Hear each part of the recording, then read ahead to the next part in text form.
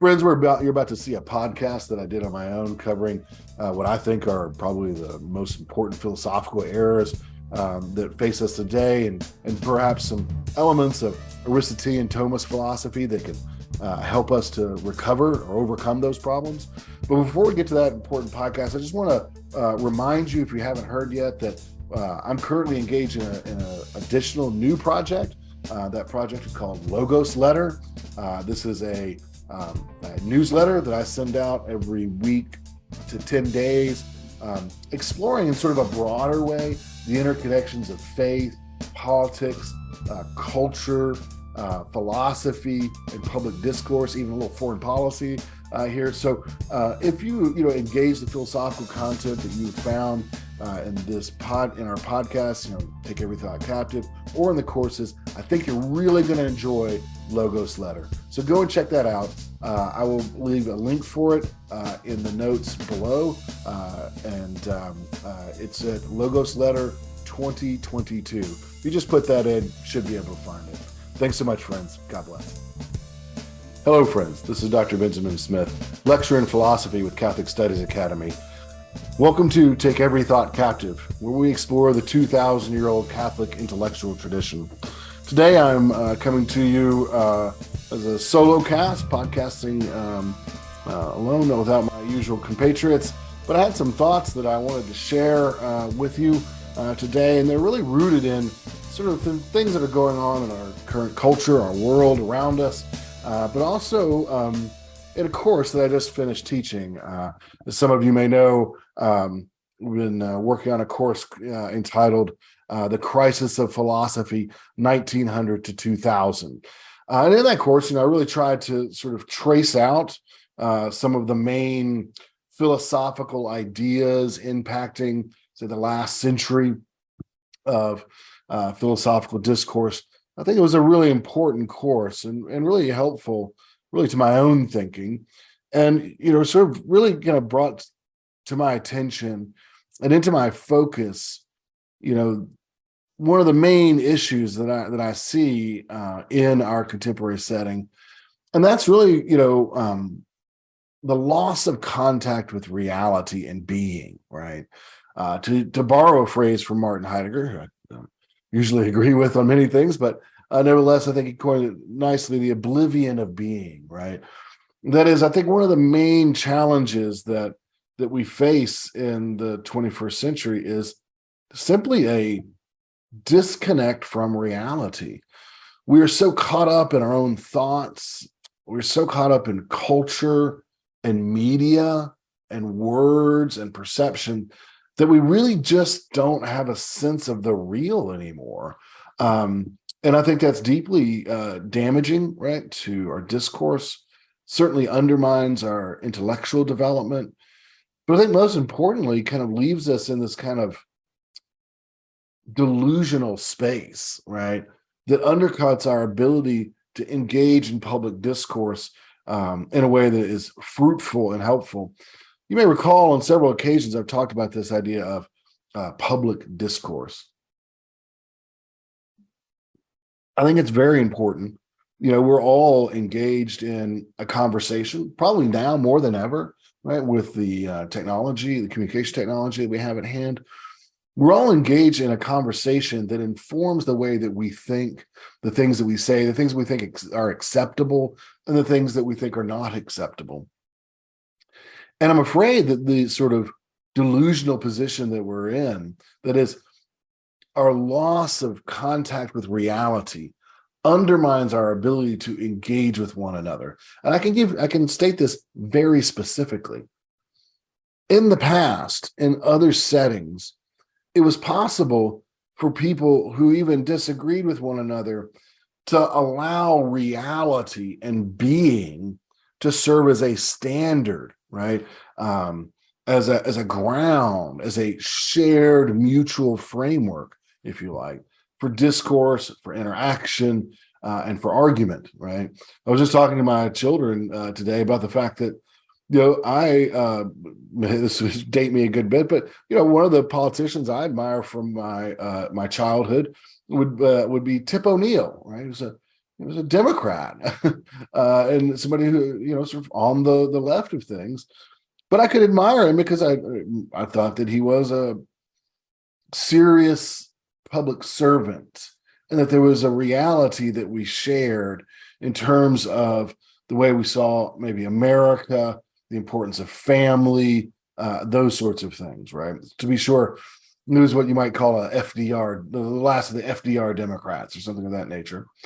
But in any event, maybe that's not the most helpful example, but I think you understand this idea of reality as a shared framework that we can work within together, right? Well, if we've lost our contact with being in reality, then we're really in a position where we've lost that idea of a mutual framework within which we can operate. And as I say, I think that is highly problematic. So I want to say a few things about how we got here, and then a few just, I guess, interventions or major points I want to make from the Thomist tradition that I think can sort of at least help us to reorient. I'm not going to rehearse, of course, the entire course I just finished teaching. That would be far too detailed and take far too much time. But I will just say a couple of things. In a previous podcast, I have talked about this unfortunate phrase, the postmodern condition, sometimes called, embarrassingly enough, HOPOMO, right, for postmodern condition. And I think that's where we are. So what does that mean? It means, I can summarize it, I think, very clearly. If you just kind of imagine intellectual life as involving sort of a vertical axis and a horizontal axis. And the vertical axis deals with everything that's factual and descriptive. And then the horizontal axis deals with everything that is subjective, right, and evaluative, okay? Well, in the postmodern condition, basically that vertical axis is occupied by science alone. So only what science can tell us is counted as being real, okay? This ends up within the broader intellectual world being a fairly reductive picture of reality, right? One where you ultimately end up with something like, subatomic particles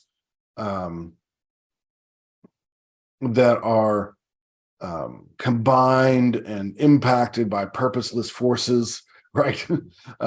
Creating necessary outcomes, right? This sort of odd combination of randomness and determinism. And it really is a kind of reductionism to subatomic kind of particles.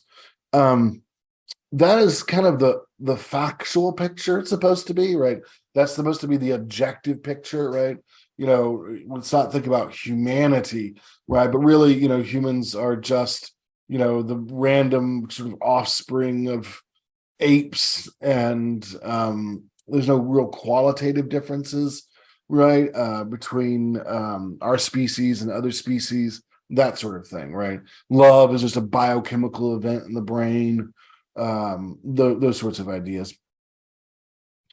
Everything else in this picture is relegated then to the subjective, to the merely biased, to just matters of opinion. So that includes all of political philosophy, that includes aesthetics, the world of art and beauty. It also includes ideas about ethics, morality, and of course the family and sexuality and men and women and all of that, right? All of that becomes merely subjective, right? It can just be whatever you want it to be. It's not, none of that stuff is tied to an essence, to a reality. It's all just, wide open, right, for subjective interpretation. What happens? How do we get to this spot? Well, you can just see, before we get to the origins here, you see what a desperately poor picture that is, right?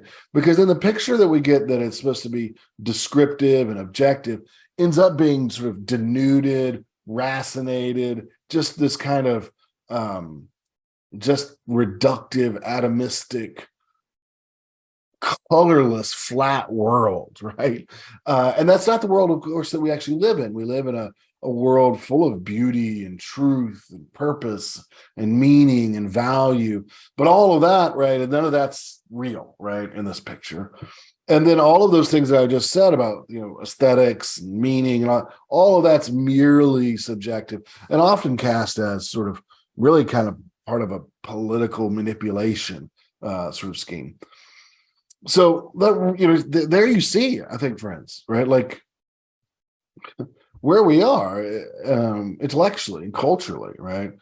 A flat view of humanity and culture, a flat view of reality, and then a overly subjective view of ethics, culture, and politics. Well, how did we get here? Well, again, very long story. I identified in my course, the course I just finished, several schools, I would say 5 to be, around 5 major schools in the 20th century. Not going to say too much about them here, just to note them. There'd be phenomenology, existentialism, postmodernism, neo-Marxism or critical theory, if you prefer, and then finally scientism. Those first 4 kind of fit together in a sort of schema, you could say. Phenomenology and existentialism grow out of the effort to kind of grow out of the German idealist tradition and really sort of an effort to sort of overcome some of the shortcomings in that tradition. I know that phenomenology is popular among some, Catholic thinkers. I think ultimately phenomenology is okay, but not really up to par. It doesn't get the job done. Frankly, if you read Edmund Husserl carefully and attentively and widely, I think you come away with, pretty much an idealist Kantian kind of picture. What Husserl, for all the good things he does in terms of, what does he do that I think is worthy is that he does help in providing arguments for the non-reductive character of consciousness. So I do think that that's an area where he is helpful. But overall, the phenomenological approach depends on epoche, that is the suspending of judgment about reality and the exploration of the the transcendental conditions of pure consciousness. I mean, for instance, phenomenology is defined, right, as the study of pure consciousness that's meant to exclude empirical reality. Okay, it is fundamentally an a priori subjective form of thought and exploration. Existentialism is an outgrowth of that. Instead of looking at sort of the universal elements of subjectivity, we get sort of the drive towards an individualism, right, in subjectivity. And here, I think you really get sort of a repeat then of a kind of nominalism, really, right, where essences drop out. This would be in the work, especially of Heidegger and especially Jean-Paul Sartre, as well as what I would call, for lack of a better phrase, mobilism or eventism. I think I like mobilism better. I don't know. Tell me what you think. Maybe leave some comments there. But that is that everything is flux. That's basically the Heraclitean position. You could call it that. Oftentimes that position is talked about as atomism, and that's correct. But atomism doesn't quite get at the point, right? Because you still have the uncuttables, right? That is the atoms, right? True mobilism is that everything changes all the time, right? We're in a flow of events. And this is how Heidegger can ultimately say that being is time and time is being, right? Because ultimately, right, we would just have is just event after event. So you could call it event metaphysics, if you like. But existentialism, I think, and the phenomenological school that gave rise to it, it's just kind of dead ends and a kind of return to nominalism, where we deny the reality of essences, and mobilism. The other 2 forms looked at as postmodernism and neo-Marxism. Both of these, you could call them forms of social idealism. That is, they reinterpret philosophy, thought, science, all of reality in sociological and political terms, so that sociology and politics becomes first philosophy, right? And this is how you can talk about, sort of a kind of standpoint epistemology in which, there's the reality of the victims and there's the reality of the oppressors, and they're two different realities, right? And really only the oppressed have a more genuine, authentic view because the oppressors impose their own superstructure onto reality, etc. I mean, you can kind of play this out in terms of colonialism, post-colonialism, race, gender theory, etc. Right? What we have is the interpretation, the restatement of all things, but in a political, sociological setting, really that articulates things in terms of a dialectic of conflict and oppression. There are some things that are interesting about thinking that way, but at the end of the day, it ends up trapping you in a form of idealism, right? You're not in contact with reality, right?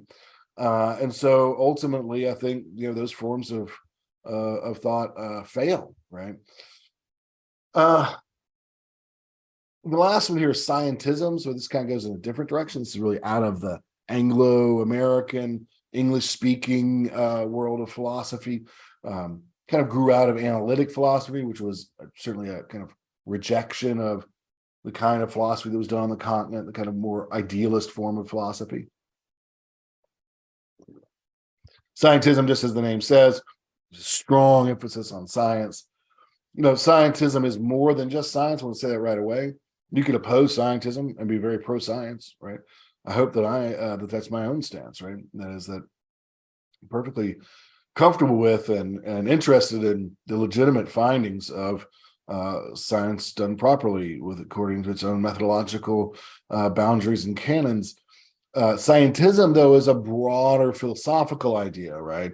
Which states that basically all of reality is as science says, and if it can't be said by science, it's just not real, right?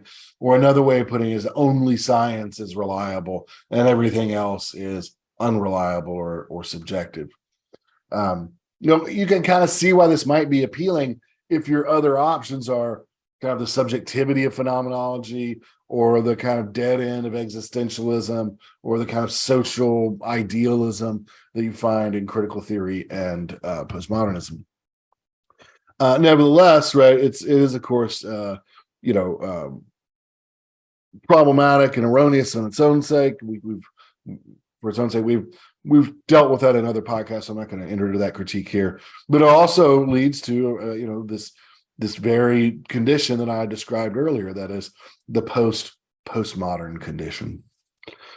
So I think, if you think about those schools of philosophy in the background, you can kind of see like this is where we've gotten to, and this is why, right? These have been the major forms of thought that have involved, that have impacted 20th century culture and life and politics. So it's hardly any surprise, right, that we've gotten to where we are. As sort of a riposte to these forms of thinking, I want to just briefly discuss and explore 5 Thomist or Aristotelian points that I think could help kind of reorient us in our hopefully in our task of reconnecting with being and reality, moving beyond the limitations of idealism and phenomenology and those sorts of forms of thought. The first here, and I think this kind of goes right at the sort of epistemological problems. I don't know how to rephrase that. Goes right at the problem of epistemology, right? I'm not being at all novel or particularly insightful to say that I think in a lot of ways, epistemology itself is the problem, right? But prior to the modern period, certainly there was cognitive theory, theories of cognition about how knowledge, worked. There were, of course, radical skeptics, right? But we're talking about a minority view, right? And really the kind of skepticism that was engaged in there was really kind of almost a spiritual kind of exercise. Spiritual exercise that's meant to lead to a certain kind of tranquility and peace. Epistemology as a attempt, excuse me, friends, to provide a systematic demonstration or explanation of the foundations of knowledge, I think is problematic in itself, to be perfectly honest. It is something that comes to the fore with Descartes. To be sure, Plato dealt with it some, but again, only I think sort of as a propedeutic to his more important metaphysical and ethical insights. I think for Descartes, it's front and center, right? That is, knowledge itself and the idea of knowledge has become a problematic concept for modern man. And Descartes is a very good example of that, right? He wants to throw everything out that doesn't seem indubitable, right? To him, right? To his own mind, right? And then from there, build up with everything else. Now, I think that's just wrong at the outset. I don't think that this is known in the Aristotelian tradition and taught that if you have to demonstrate everything, then you'll know nothing. That is, there has to be some room for what are called first principles and a kind of knowledge that isn't derived from demonstration or ratiocination or argument, but rather is an immediate sort of knowing based in experience, to be sure, right? But that is intuitive and direct. Again, does involve experience and thinking about experience. So you get comparison and distinction making, right? What we could call understanding, the virtue of understanding, the intellectual virtue of understanding, but not strictly speaking demonstration, right? So that we need a level of knowledge where that is baseline, is used to demonstrate other things, but is itself not demonstrated, but not arbitrary either. This is the key point here, right? It may be true that not everything can be proven, but not everything can be rationally denied either, right? To deny the reliability of our cognitive mechanism, our cognitive processes, is ultimately a self-defeating kind of move, right? Because either that view is that is the skepticism about cognition, either it's well grounded or it's not well grounded. If it's well grounded, then it's grounded in argumentation. Well, if our own cognitive mechanism is not itself reliable, then that argumentation supporting skepticism itself is not reliable. Do you see the point, right? It's self-defeating, right? Or you could say, well, my skepticism of cognition is ungrounded. Well, if it's ungrounded, it's baseless, and there's no reason to believe that it's true. So you're on the horns of a dilemma there, I think, if you're going to try to deny basic reliability, right?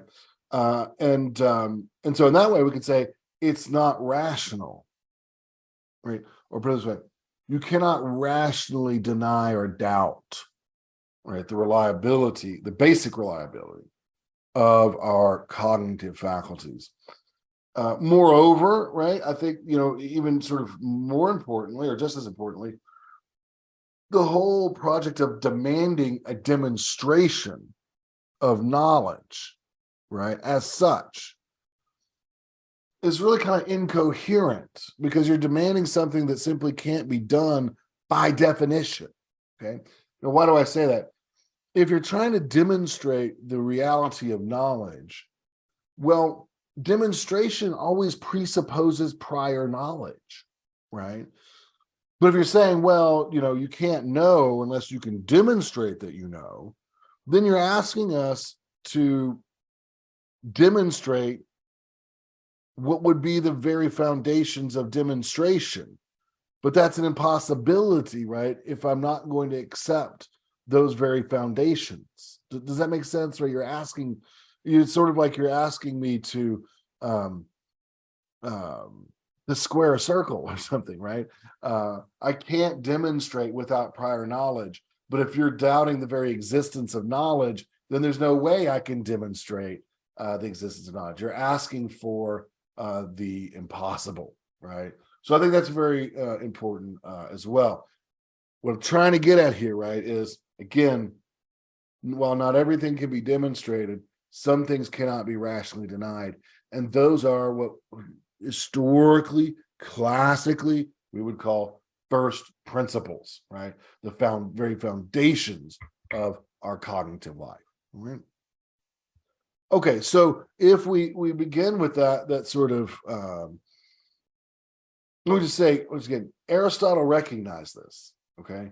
That if you have to demonstrate everything, you're not going to get it right.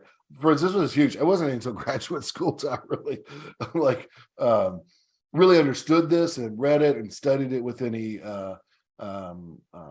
great impact or attention. And it really helped change a lot of my philosophical and epistemological difficulties and problems, because I realized, no, there is this base level, right? And it's a base level, again, that you don't demonstrate its truth and reality. What you do is you show that it's impossible to actually rationally deny it, right? That's called dialectical refutation, right? Very important step in learning. Okay, so if we grant then that learning is possible, right, that knowledge is possible, that it's possible for us to achieve, knowledge, we need to be very clear about what knowledge is and what truth is, right? And that what truth is, its truth is grounded in being, okay? Truth is not what is lovely. It's not what's correct. It's not what is desired by the many. It's not what makes you feel good. Truth is based on reality. Technically speaking, it's the adequatio, the adequation between of the mind to the thing, the res, right? Ins reale, real being, right? That is, right, the measure and foundation of truth, okay? The truth is rooted in being, right? It's not determined by me, right? It's maybe discovered by me, but it's not determined by me. And this means that any statements to the effect of my truth are utter nonsense, absurd, and should be dismissed out of hand and with contempt, right? This sort of thing is intolerable, right? If we're going to recover the sense of being, right? Being is reality. It is what you run into. If you don't believe in I shouldn't say believe. If you don't know, of course you know, but if you don't know the difference between reality and delusion, right, then you will make a shipwreck of your intellectual life. Right? No doubt about it. So what we're trying to do then is we say that our cognitive abilities are basically reliable, right? It's irrational to deny them. Then our next step, right, is to recognize that what does it mean to be reliable? It means that our cognitive capacities reliably touch on real being. They reliably connect with reality. And how do they do so? Not through a priori intuition, not through mysticism, not through introspection, none of that. Okay. Our knowledge of reality, our reliable cognition of reality begins in the senses. Right? It begins with texture, feeling, temperature, sound, smell, color, motion, all of those sorts of things, right? You think about your experience at its most basic level, right? Most basic level.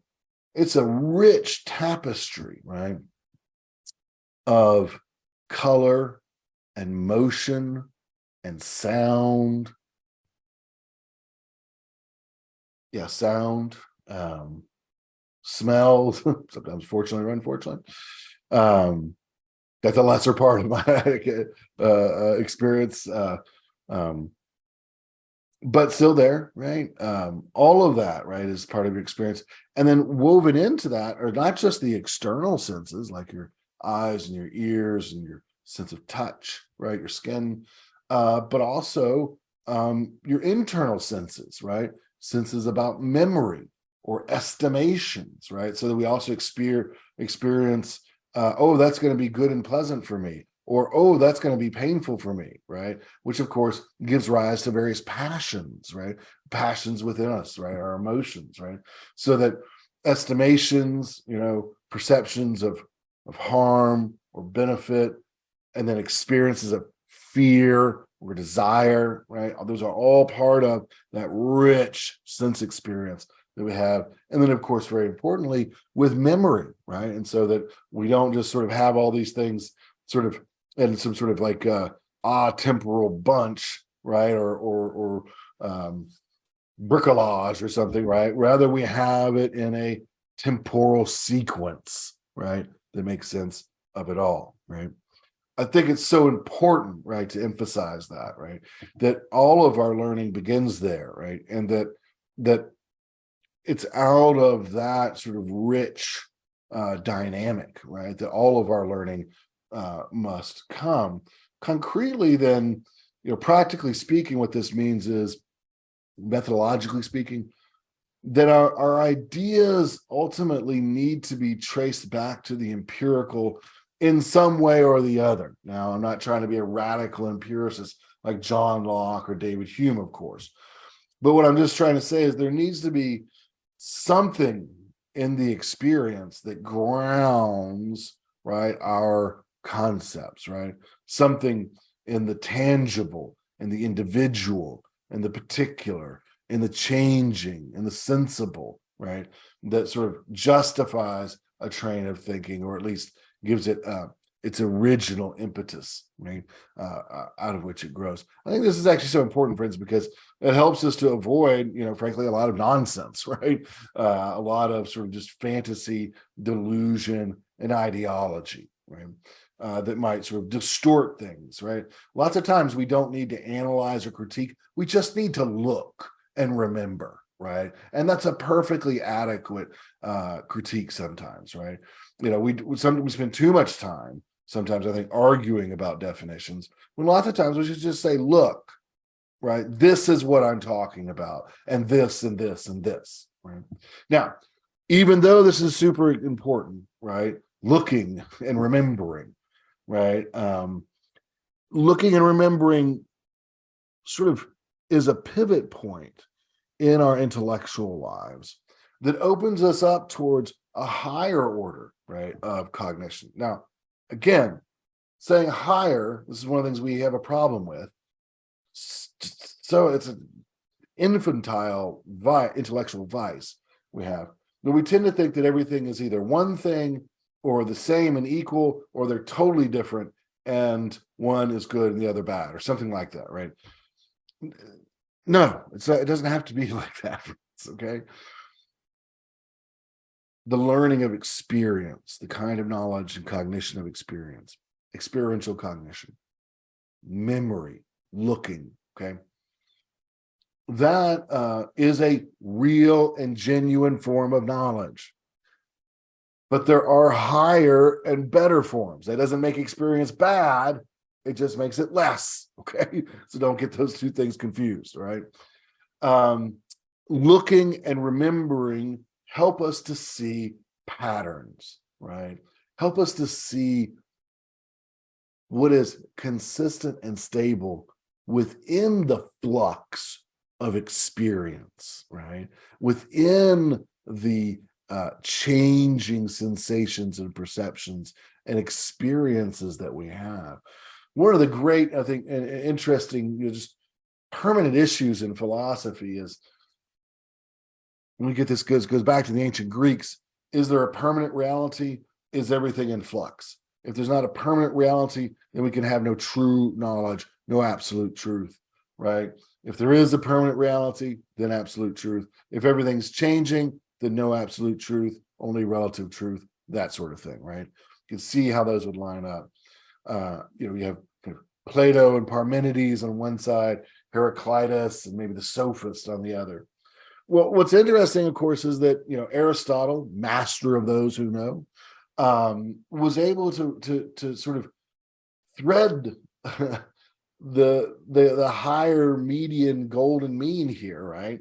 Which is, I was gonna say thread the needle, but anyways, I was able to obtain the mean here, which is finding what's stable and consistent within the flux of change, right? We can all, if we're looking at all and remembering, see that things have changed, right? So, you can see my beard is longer and grayer than it was before, right? Those sorts of things, right? Those are changes, and we can see those changes, right? And in fact, if we exercise our memory and our perception with any sort of force, we can come to see that there's a lot of change, okay? And the change pervades our experience, right? I mean, from emotional and personal to professional to political to just physical, and feeling our bodies change over time. All those things, right? Change is everywhere, okay? But it's not everything, right? Amidst that change, Aristotle says, we can find patterns, we can find stability, right? We can find structures, right? And once we have found those structures, right, that gives us the possibility then of forming judgments that are always true, right? And therefore necessarily true. Judgments rooted in a universal and unchanging reality or structure that's within the world of change, right? That's the real pivot. And we come to see that through looking and remembering. Think about this. How do you find it, right? You say, oh, I was feeling badly the other day and I took a Tylenol. And then I was feeling badly beforehand. I took a Tylenol. And I think, how do I know to take a Tylenol? Why am I taking a Tylenol whenever I am feeling poorly? Well, because I have all of these memories of feeling poorly, taking this medicine, feeling better. And what I see is a structure or a repetition, a pattern over time with my memory, right? Once I engage that memory, I can say, hey, you know what? There's a causal relationship here, right? Right? This medicine causes this pain to be relieved, right? Thanks be to God. So with our memory, with our perception, right, remembering and looking, we can begin to find patterns, and those patterns, right, lead us towards unchanging and universal realities and structures that allow us to develop genuine knowledge and even achieve absolute truth. That's a lot on its own. I've got two more points to make, and then I'll let this go, at least for now. Among these structures that we develop, or not develop, among these structures that we discover, right, we can discover the structure of nature. Now, over time, I've been studying Thomism and Aristotelian philosophy for a long time now, over 20 years. I didn't always sort of, I think, fully appreciate this distinction, but it's a very important one. And that is that nature really differs than art, right? Nature and art are really different, like in reality. And friends, if you're thinking about what we engage with and what we encounter today, right, in our own sort of cultural moments of angst and conflict, to be sure, right, the ability to distinguish between what is natural and artificial is very important. Now, sometimes we use the term artificial in a negative way. Aristotle doesn't mean it that way, and I don't. And by art, sometimes we almost mean only fine art, which fine art is, of course, quite wonderful, but it's not the only relevant sense of art here, right?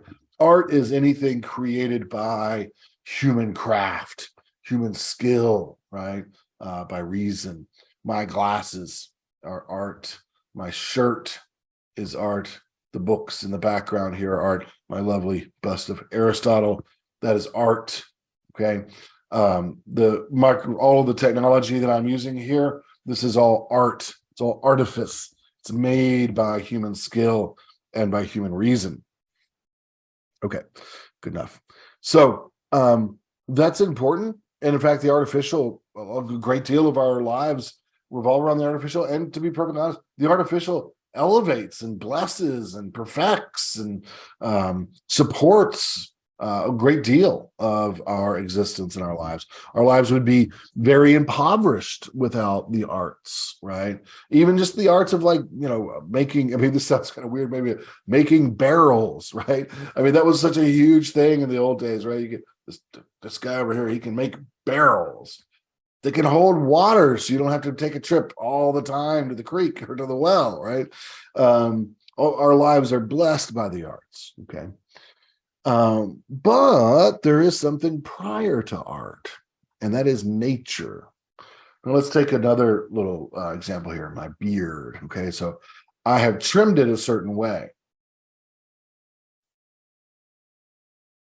But really, the trimming of the beard according to a certain style or a certain shape presupposes a nature that grows a beard, okay? Let's take something more serious. Take the training of dogs, right? So, like, say, guard dogs or sheep dogs. That presupposes a nature that is trainable, right? A nature that can receive that kind of art, right? The art of security training, or the art of herding, right? The sheep, right? The flock. Nature is prior to art, right? Nature is, in the old Aristotelian way of speaking, it's a very excellent way of speaking, nature is an internal principle of motion, right? When we use the word nature, we tend to think about the natural world, the natural system, and that's fine. There's nothing particularly wrong with that. But more philosophically and more importantly, more relevant to what we're talking about here is that there is an intrinsic principle to things, okay? There are intrinsic principles to change and to motion. I mean, now let's think back. Take a step back here, friends. Because remember, these are points I'm trying to bring up to help us in our reconnecting with reality. First, we should have confidence that we can do so, because it's irrational to deny the reliability of our cognition. Second, when we're getting into contact with reality, when we're exercising our reliable cognition, what we're doing is we are getting into contact with reality, right? That is, we are touching on real being. Third, we do that through careful attention and observation and reflection upon our senses, both internal and external. And what we find there, friends, is that there, amongst the change, we find stability and structures that allow us to develop, right, forms of universal knowledge and truth.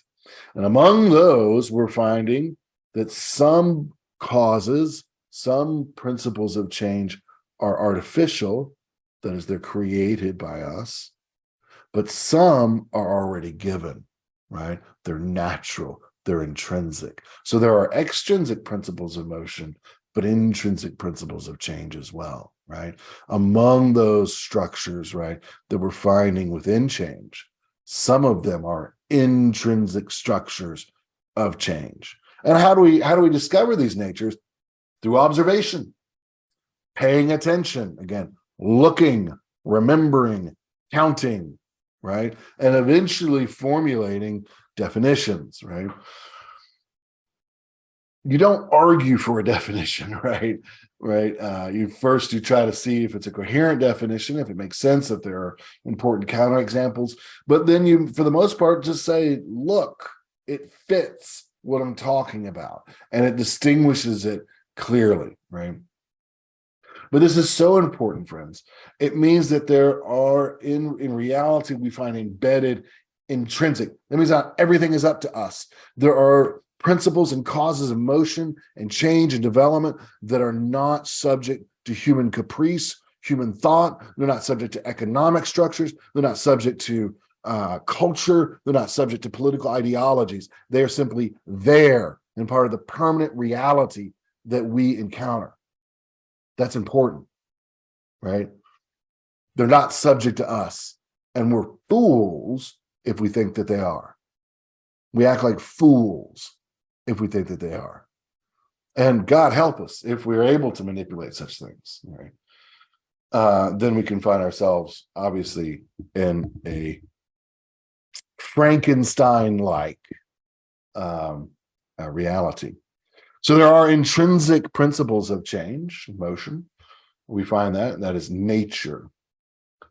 And then finally, this fifth point here, and then as I say, I'll wrap up with this.